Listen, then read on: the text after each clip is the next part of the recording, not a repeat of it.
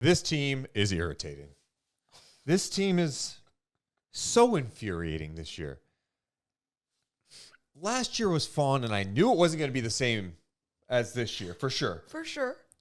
But this? Oh, This is March. This is when it matters. You have this huge, what this team called a statement win in Minnesota without De'Aaron Fox. You come back home to start a stretch of 3 games in 4 nights. 11 of 16 this month at home, 5 against teams below 500. One of those teams, the Chicago Bulls, who, by the way, another shorthanded team coming into your house. You get up 14, the lead goes away. It's okay. How do you respond? Well, you get back up big again. Up 22 points, but by the end of the third, it shrinks. And by midway through the quarter, Morgan's texting me. I'm saying the Kings are losing this game. The Kings were up double digits when I sent that text to Morgan. And the Kings find a way to lose another big lead against another shorthanded team. They lose to the Chicago Bulls tonight, 113-109. In the fourth quarter, DeMar DeRozan had 19 points. Sacramento had 18. Sacramento led in this game by a large margin, 89-67 with 3:52 to go in the third. They were outscored 46-20 the rest of the way. What is this team? What is this team? I feel like we do have it figured out. This is what they're going to do. They're going to win some games because they're talented enough, and they're going to be good some nights and find ways. But other nights, they're missing free throws. They can't guard, and then they go through stretches where they can't score. You scored 20 points in 15 and a half minutes of the game? 20 points. You said 15 and a half minutes. I don't know if this was in those 15 and a half minutes, but from 9:13 to about 9:27, Deuce did not text me back, but my text to him, why would he foul there? Next text. I feel like Keegan keeps holding on to the ball. Second too long. Needs to have a quicker decision. Next text. Fuck. Next text. Fuck. Next text. I hurt. Next text. This is my worst loss of the season. Next text. I'm so sad. Finally, he replied. Talking a little bit more about this game. I just want you to rewind, though. Before that, I said they lost the game. And he said... I said, F the zone, put Duarte in, they're losing this game. Yeah. There you go. So I think that explains where the emotions went when things started going downhill. Because I'm talking to Deuce, even before going into tonight's podcast, about like, it's insane to think about if they had won this game, how many good things we're talking about. Even if it got close, we would be talking about so many good things that happened throughout this game, which I know we will still touch on some things. But but truly, like the identity of this game, in my eyes, is a team that plays so hard and so well throughout and is not able to close. And we keep asking, what's the identity of this team? The inconsistency, all these things. But that is like their identity, the inconsistency on being able to close after you have control of the game, after you have a win waiting for you on your home floor, making your free throws tonight, things looking good on the defensive end. Through stretches. First stretches. Starting off. I'm talking about setting the tone, starting off, whatever, or finishing the first quarter even. But that's the thing, Morgan. They have stretches where they look locked in defensively to start the third quarter, and then they get absolutely cooked. I don't get it. I don't get how it goes from one end of the spectrum to the other. I really don't understand it, but truly it is, it's frightening sometimes what we are witnessing out there on the court. And other times it's like so exciting. Tonight, the frightening end. First quarter, 36-22 Kings. Yeah. Bulls outscored them in the second, 27-20. Kings scored 35 in the third, outscored them 35-28, but in the fourth they were outscored 36-18. Dude, this inconsistencies. You have 2 quarters tonight where you score 35 plus, And then you have a quarter where you score 20 and a quarter where you score 18. We'll give the Bulls their credit in a little bit. They're pesky, deflections, Caruso. They did some good things, okay? I'm not trying to take anything away. You're up 22 at home, okay? You're the better team. You're supposed to win this game tonight. There's no like excuse like, hey, this happens. You're coming off the heels of what the team called a statement win. You're also coming off the heels where you're talking about this players-only meeting that happened after Denver, the response from that, the talk about the players-only meeting continued. Like, people were talking about it. Today at shoot-around, you're like, okay, well, maybe this could galvanize you. But what we said after that Minnesota win was this, Morgan. None of this matters if you lose Monday against the Bulls. And here we are. They lost Monday against the Chicago Bulls. And now you're setting up a huge game coming up Wednesday night against a Lakers team who won tonight against Oklahoma City, the number 1 seed, and a Lakers team that's only a game and a half behind you. They beat you. They're only a half game behind you. So the Kings, in the midst of trying to get into the top 6, let a huge game on their home floor go by not playing disciplined, by not playing consistent defense, by shrinking when the moment. Shrinking in the moment. I'm like, there were bad shots. There were poor decisions. There's even a stretch. It was a tie game. And, of course, it's a tie game. I'm already thinking the game's over. Trey Lyles gets a pass, wide open for 3, hesitates, passes, gets it back, hesitates again, decides to put the ball on the floor. Looked like he might have a shot to go finish at the rim. He decides to pass it, turnover. That ends up leading to a bucket by Kobe White. An and one that fouled Sabonis out, right? Was that the and one there? It might not have been. Either way, it became 111, 109 after that pass. And that's just brutal. Just you talking about that one possession right there. There were so many times down the stretch where there was just too much hesitation. And like, even in my text, I talked about Keegan, and it was such little things. Like, not everyone's even going to notice it, right? Because I'm just like, yeah, he was surveying the floor, seeing what he could do, but already make the decision, swing it. No, you're going to go, like, do something with it. And I just felt like there was a lot of those slow decisions, a lot of those hezzies, as Mike Brown would call it, especially when people have a wide open look and aren't shooting the ball, like Trey Lyles in that possession that you're speaking of. So yeah, I don't understand why they went to that, but they became scared of the moment. And what we saw from this team last year, I feel like, was playing so fearless.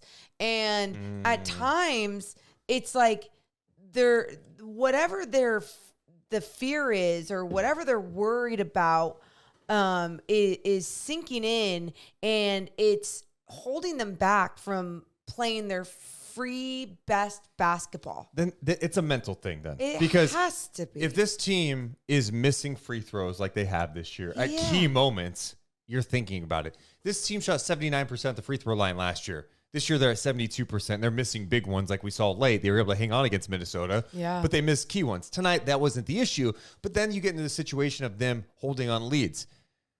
We're to the point now. I mean, I think I could speak for everyone who's watching us or listening to us later. I don't think anybody feels comfortable with a big lead. No.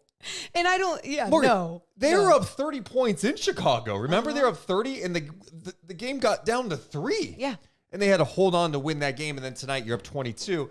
And I know there's still a lot of time. Of course, a team could get back into it, but a team should not get back into it, especially if you play the right way. It feels like they get up 22 and they're like, we're good now. And they need to start going for the kill shot. They need to go, we're going to keep playing the same way. I'll say this. I do think the lineup that Mike Brown had at the end of the third quarter cost them, because it gave Chicago confidence. It got them right back in this league. So, third quarter, Kings are up 20. It's 87-67, 3:37 to go. He makes a change to the lineup. It's Mitchell, Monk, Duarte, Lyles, and Len. Okay? But even before that, 4:11, Mitchell, Monk, Herter, HB, Len. My point is, you don't hear Sabonis' name, you don't hear De'Aaron Fox's name, and you don't hear Keegan Murray's name. Yep. That's a dangerous proposition to me. And I don't like that setup at all, because who is creating for you in this moment? You know, it's Monk's there, sure, but you're putting yourself in a really challenging position against a Chicago team that's athletic, that has some length, that's really good at defending. Mm-hmm. And then even I'm with you on that, and I didn't really think about that in that moment. Because I think when you have Malik Monk out there, you do feel this sense of confidence. And even with Trey Lyles at times, right? Like those are two guys off the bench that you think can produce and do a good job. And tonight there's 38 bench points. But truly, it's not about what they can do and produce on the offensive end only. It's also being able to like lock down and be together on a string on the defensive end. And that group isn't playing together all the time on the floor in NBA minutes, maybe at practice in a second unit, sure. But like in these NBA minutes, like where things were working with a different lineup. They scored 6 points while they were in the game together. And 6 points in like 3+ minutes. So when did they go? They went to the zone, what, in the fourth? They ended up going to the fourth, and this is after Keegan and Sabonis pick up their fifth. Okay. And I just... it's like you got to have those guys on the floor, but then you're in the zone and you're so worried, but then you're scrambling. And I felt like the zone wasn't the defense to put in that group. Yeah. Before we get there, I just want to mention this. Sorry. It's 87-67 when they go with a lineup that doesn't feature Sabonis, Fox, or Keegan out there. It gets whittled down to 91-77 at the end of the third. I mean, you're still in control, but like, dude, your 20-point lead is gone, and now they're feeling confident. So they just kept chipping away at that point. Early in the fourth, Sabonis picks up his fifth foul at the 10:53 mark. Keegan picked up his fifth foul when it's 102-91 Sacramento at the 6:13 mark. But you're still up by 11. You're up 11 almost halfway through the fourth quarter. They get in the zone. They get picked apart. But it didn't feel like an 11-point lead at that point. It felt like it was just being chiseled away. Like there's a point in a game when you feel like, oh, this is padding. This 10-point game, like this is a 10-point lead, and this is how it's going to be, you know, pretty much to the end. It never felt that way. It felt like, you know, whether you believe in momentum or not, and I say that a lot because so many people, like so many athletes even say that's not a thing. Well, whatever. Either way, it's like the shift was going in the direction of the Bulls. And yes, when that was the lead for the Kings, I was not confident. And then they go into that zone. I was like fine with making that adjustment. But then when it wasn't working, it was just like, oh, shit. And then they left it, and then they started to throw doubles at DeRozan, but DeRozan made the right decisions. DeRozan in the fourth quarter had 19 points on 7 of 7 shooting. Crazy. It was pretty nuts. I mean, at the half, he had only taken like one shot. So then seeing what he was doing in that second half, you would expect him to go off or at least find a way to get more. But it just sucked that it was him getting his, and then the other guys also getting theirs. I mean, Kobe White, Morgan, had a career-high 37 points, I think, tonight. Or was it his career high against the Kings? Let me just look it up real fast. Sorry. God. Kobe White, I think he had his career high before against Sacramento. Yeah, his career high was 37 points. It's tonight. 37 points. Let's also remind you, he did not score in the first quarter. I don't even think he took a shot in the first. He had 37 points. He had 7 assists, 5 rebounds. Kings couldn't guard him. Kings could not guard Io either, who had 20 points on 9 of 15 shooting. They couldn't contain the ball. They got destroyed in the pick and roll, put Sabonis in some compromising positions too, and he was in foul trouble. And then offensively, it fell apart. So when you can't guard anybody, then guys are in foul trouble. You try a gimmicky zone. You're throwing doubles at times. It's like, it's too late. DeRozan cooked. All of a sudden, he's got a ton of confidence. He's turning tough turnaround jumpers over Keegan like it was nothing. And here's where the worst part came in, because then you go, oh, Alex Caruso, only 2 points, right? But he played 34 minutes. What was going on? I mean, you look at down the line, 4 steals. You look at what he was able to produce defensively, and then what this team was able to produce defensively. They ended up with 9 steals, but the Kings had 18 turnovers, and off those 18 turnovers, the Bulls had 24 freaking points. I mean, the shift was the Bulls were doing such a fantastic job of capitalizing off the Kings' mistakes on their home floor. You know, already it's deflating when the Kings are making these mistakes, but the Bulls were doing just great, finding ways to score off those mistakes all throughout the rest of the game. Caruso was 1 of 10 in this game and had 2 points. He was so impactful. Yep. Like, you look at the box, oh, man, he was awful tonight. 0 for 6 from 3. The guy was so good defensively. He's been on the all-defensive team before. He is legit out there. And you're right. That's why he was out there. And I thought that was the other thing tonight. The Bulls lineup just gives Sacramento fits, especially when you're starting those 3 guards. And like DeRozan, like he's pretty much I know he doesn't play the guard in this lineup, but when they can do that and spread you out, I mean, those guys, they were just beating the Kings off the dribble. That's going exactly straight to the rim. Yeah, I mean, you look at White and just his ability to beat anyone off the dribble. I mean, I think he had that first crossover early on Harrison Barnes and then went down the middle of the paint, dunked it. I mean, it was a nice move, and I was like, okay, that can't happen again. And then it felt like it happened 7 more times, you know, and that's where it gets frustrating. I go, where's the adjustment there? You go into this zone, but this zone, you're not even packing the paint in this zone. You know, you're still somehow allowing the paint to be open enough for people to penetrate and get in there. And even if someone did come over and help, it's like they were getting the ball out, getting a spray 3. And the Kings had these moments where they were so locked in. The verticality was there. Their hands were in the passing lane. And it was yes, yes, yes, yes, yes. But the Bulls just did a better job of never taking their foot off the gas pedal and just going at them. DeRozan, we mentioned the 19 he had the 4th. He had 33 points, he missed 2 shots, 10 of 12 shooting. He was 2 of 3 from downtown. I swear the guy always hits threes against the Kings. Never takes them, but always hits them against the Kings. And 11 of 12 from the free throw line. I thought the other thing tonight, a couple of things. I was complaining about the lineup at the end of the third because you're missing some key guys out there. And then you hung on to that too. You gave that group too much rope out there. Like you got to make a tweak faster. Brown ended up making that tweak with 34 seconds to go when he put De'Aaron Fox back in the game. I'm like, well, it's 91-77 now.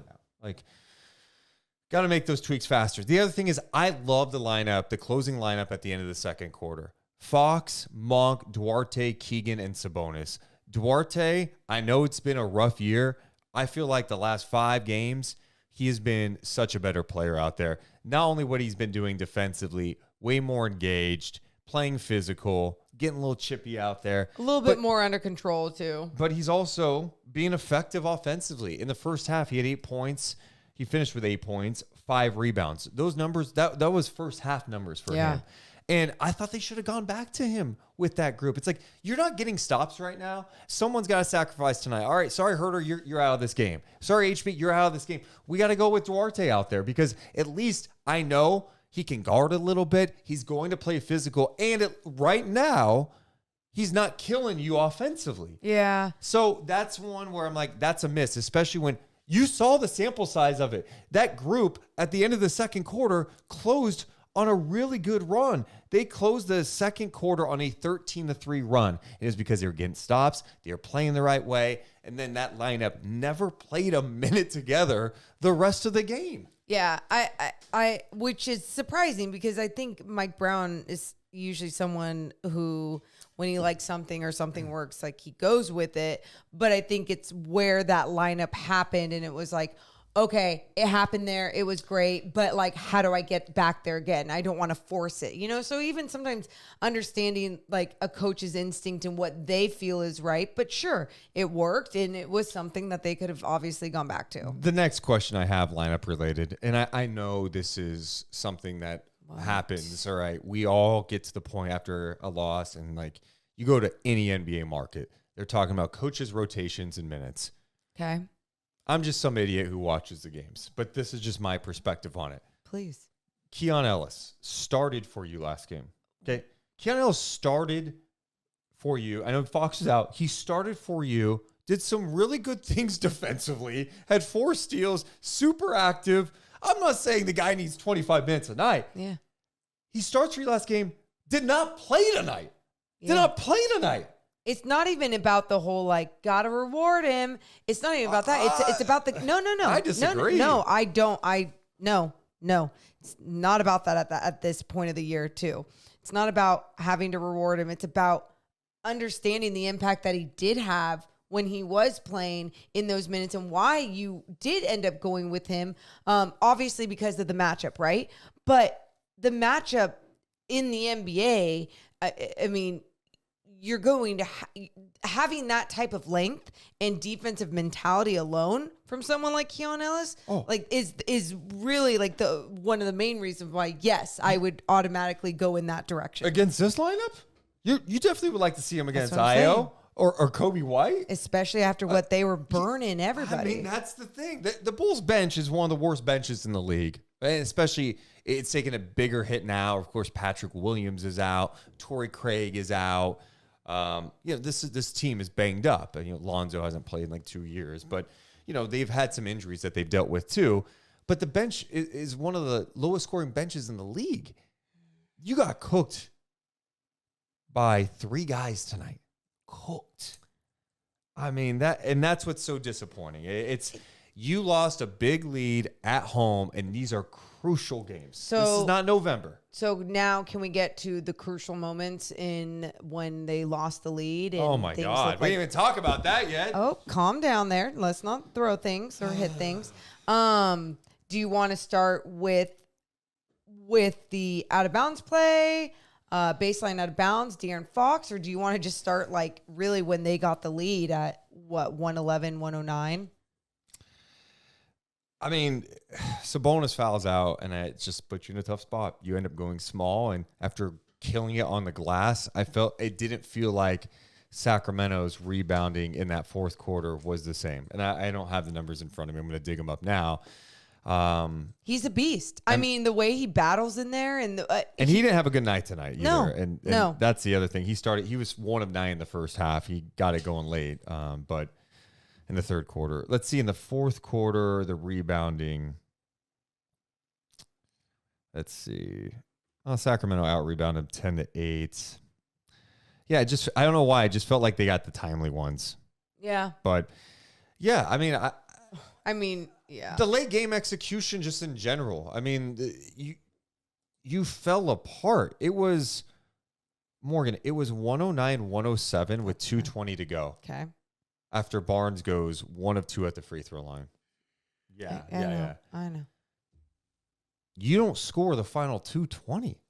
You had a Fox turnover, Lyles turnover, a missed 3 by Fox that wasn't very good, right? Mistakes. And then you had the turnover with 36 seconds to go when you're down 2 with the ball coming out of timeout, and Fox threw a terrible pass. That was a turnover, and the game's over. Now, even the fouling situation at the end was weird. Like, I'm like, what? Foul. Yeah, wait, when White had the ball, and they waited like too long. But I felt like they were fouling him. I felt like they were, and I'm like, all of a sudden the officials aren't going to call this a foul. Like, this is the playoffs all of a sudden. Well, it was just so unfortunate too because they missed a shot, and wasn't that when Lyles like dove for the offensive rebound? Yes, out of bounds, whatever. It was a great hustle by Lyles, diving on the ground for. It was just like these bounces wasn't working for them, and I mean, and you look at and before we get to that final baseline out of bounds play too, where De'Aaron turns it over. I mean, you talking about the rebounds, and even, they out rebounded the Bulls by 2 in that fourth quarter. But you look at the offensive rebounds, even on the night, the Kings had 20 offensive rebounds that led to 24 second chance opportunity points. And you lost the game. You lost the game. I mean, there are so many things that you could go down the line and see, and you'd be like, yes, that was great. The points the fast break points, not the fast break points, I'm sorry, the second chance points, the bench points, the rebounding, and the free throws even looking better. And you still couldn't find a way to win this game specifically. And I look at that final baseline out of bounds play with De'Aaron Fox taking the ball out, and turning it over, trying to get it to Malik Monk. He did talk about it after the game. Can you take me through the inbound pass where you threw it out of bounds and like 30 seconds left? What was the play right there? What was supposed to happen in the action? Yeah, I mean, it's something that we run normally. And then we had HB on, or Vooch on HB to be like that would usually be Domas, but he fouled out at the time. And I kind of didn't want to take that chance. Obviously throwing on someone that's 6'8" over someone that's 7 foot. And me and Malik just had a miscommunication. He was coming back to the corner. I was trying to throw it over the top to him, and we just didn't get the ball inbound. Some of that late game execution, fourth quarter, and turnovers, I guess, specifically, how much of it do you feel like was kind of them pressuring compared to some of your own mistakes? I mean, I think most of it was our mistakes. Just getting too deep into the lane. This is a team that doesn't necessarily guard the three ball well, but they do guard the paint well.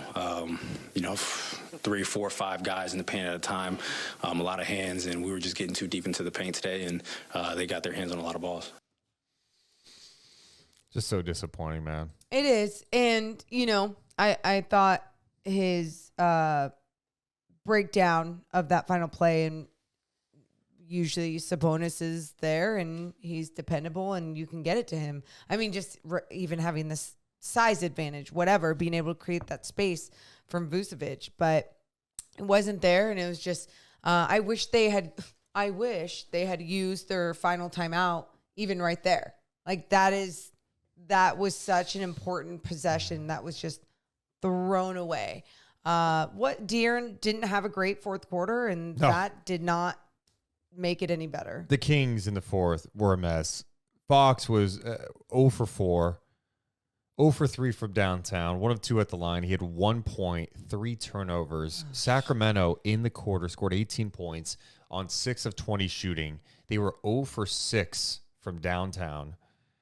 And they had 6 turnovers in the fourth quarter that turned into 11 points for the Bulls. Meanwhile, Chicago, 36 points in the quarter, 68% shooting. They were 2 of 3 from downtown, 8 of 9 at the line. So the Kings finished the first quarter with 36 points, and then the Bulls finished the fourth quarter with a 36-point fourth quarter, when it mattered most.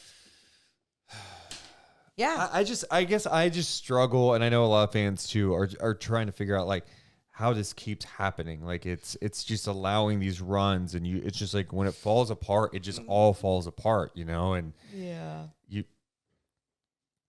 can't trust this team at all. I mean, I wrote down the losses this year that like are just so painful. Did you? You lost at home to the Hornets.